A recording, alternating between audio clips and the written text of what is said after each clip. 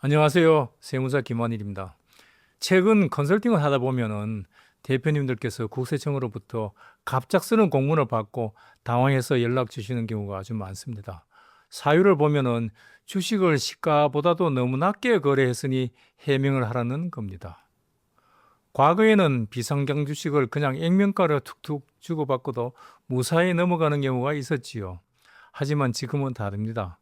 액면가나 주먹구구식으로 낮게 거래했다가는 해명 통보는 물론이고 심하면 예고도 없이 세무조사까지 받게 됩니다.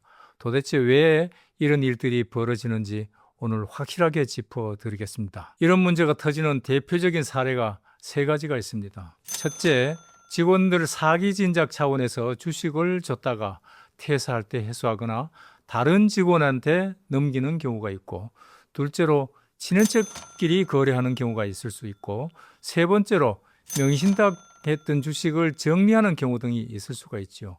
가장 큰 원인은 비상장 주식의 가치를 너무 가볍게 생각하셨기 때문입니다. 비상장 주식은 시장에서 자유롭게 거래가 안 되니까 그냥 우리가 정한 가격이 가격이지, 아니면은 액면가가 5,000원이니까 5,000원에 넘기자라고 생각하기 쉽습니다. 하지만 국세청의 생각은 전혀 다릅니다. 세무서가 거래를 들여다볼 때 가장 중요하게 보는 게 바로 특수관계인인지 아닌지입니다. 가족이나 계열사처럼 특수관계인끼리 거래를 하면은 세금을 줄이려고 가격을 조작했을 가능성이 크다고 보는 것이지요. 그런데 정말 무서운 함정이 하나 있습니다. 바로 임직원과의 거래입니다. 오늘 영상의 핵심이니 잘 들어주시기 바랍니다. 대표님이 직원과 주식을 거래할 때 양도소득세를 계산할 때는 친척이 아니니까 특수한 관계가 성립되지 않습니다. 그래서 세금 문제는 없겠구나 하고 안심하십니다. 하지만 증여세는 다릅니다. 대표님과 가족들이 합쳐서 회사의 지분율을 30% 이상 가지고 있다면 세법에서는 그 회사의 임직원을 대표님의 특수관계인으로 봅니다.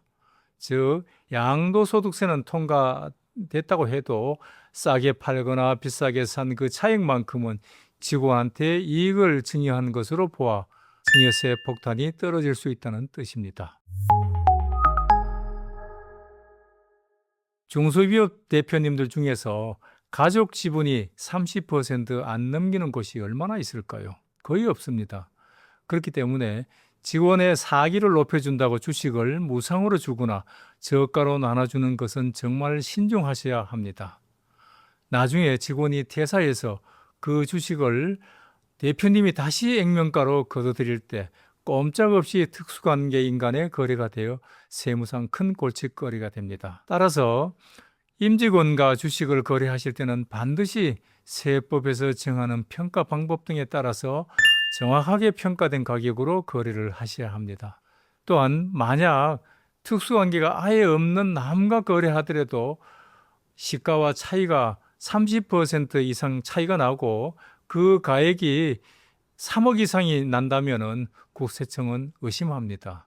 이때는 왜 이렇게 싸게 거래했는지 합리적인 근거와 정당한 사유를 반드시 문서로 남겨두는 지혜가 필요합니다. 비상장 주식 거래는 절대 가볍게 생각하지 마시고 거래 전에 반드시 세무 전문가와 상의하시기 바랍니다. 지금까지 김환일이었습니다. 감사합니다.